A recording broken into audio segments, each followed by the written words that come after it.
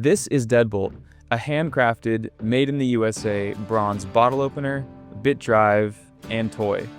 And in this video, we're going to show you how Deadbolt is made in 3 minutes. So TKell Knives reached out to us with this concept in 3D file to see how well it would translate into bronze.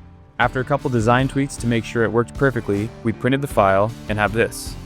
For these sugar skulls, we're going to use the Lost PLA casting process, which is really similar to the Lost wax casting process that we also use for sculptures. But the big difference here is that the original medium is a 3D print instead of a wax sculpture. So, how do we use Lost PLA to turn this 3D print into bronze? First, we print a batch of them and clean and prepare the surfaces on it. We're going to attach 20 or so of these together and make a slurry mold around them. Basically, we're creating a shell around the skulls, then we're melting out the skulls and the wax on the inside, and then we're pouring liquid bronze into that negative space. To keep it simple for the sake of time, it's a very precise process to create a highly detailed shell that can withstand liquid bronze being poured into it while maintaining all the fine detail of the deadbolts inside.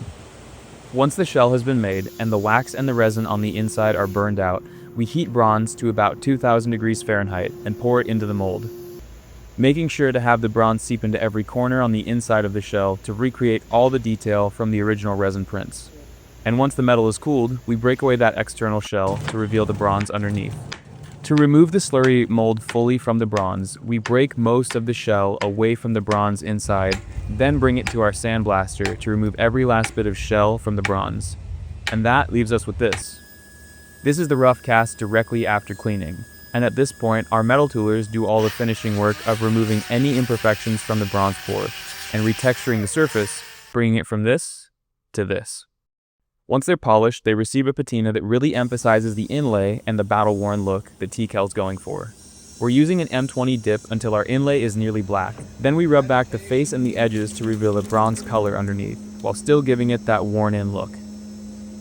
One of the coolest things about the deadbolt in bronze is how you use it will reflect on the metal.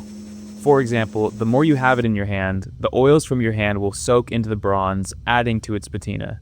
Directly out of patina, the color of the bronze shines through the rubbed back M20, and after a day of keeping it in my hand constantly, it took on the oils from my hands, darkening the surface. If it gets scratched, those scratches will reveal the bronze underneath, and over time, it'll re-patina, adding more character to your deadbolt. And if you want to bring the patina back to the day you got it, 10 seconds of steel wool, Scotch-Brite, or a fine grit sandpaper will bring the surface color back to the day you got it. All in all, we're having a great time making these deadbolts. Comment to let us know what you think about how they're made, and follow for more.